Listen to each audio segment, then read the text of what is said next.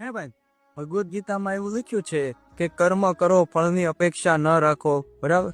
તો ફળની અપેક્ષા રાખ્યા વગર કેટલું કર્મ કરવું?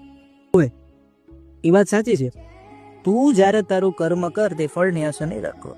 સમજે? ભગવદ્ ગીતામાં છે કર્મણ્યેવાધિકારસ્તે મા ફલેષુ કદાચન. મતલબ કે તમે કર્મ કરો પણ ફળની આશા ન રાખો. એનો મતલબ શું થાય ખબર તને?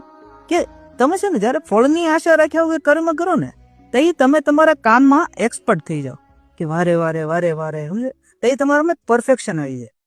અને હું તને હમણાં અત્યારનું જે લગભગ બધાને ખબર પડશે એવું એક ઉદાહરણ આપું તો એક માણસ 2 પથ્થર વગાડતો, બરોબર, જેને આજે ખાવાના નહોતા થતા, ઈ માણસ અત્યારે ક્યાં પહોંચ્યો? બધા મને કોમેન્ટમાં કહેશે એ બાબતે. સમજી? કે ઈ જ્યારે ગીત ગાતો ને રોડે તો એ કોઈ આશા નહોતો રાખતો કે મને કોઈ મોટો બ્રેક મળી જાહે, કે મને કોઈ મૂવીમાં કે સોંગમાં સાઇન કરી લે હે. ઈ માણસ તો બસ એની મસ્તીમાં એનું કામ કરતો હતો, એનું કર્મ કરતો હતો. અને જેનું આજે ટી સિરીઝ ભારતનું કહેવાય કે ભાઈ મ્યુઝિકમાં બેસ્ટ પ્લેટફોર્મ છે, એને 2 કરોડ રૂપિયા આપીને સાઇન કર્યો ને એની સાથે ગીત બનાવ્યો. સોનુ નિગમ જેવા સિંગર એના માટે ગાય છે. એટલે કર્મનું ફળ તો મળે ને મળે જ.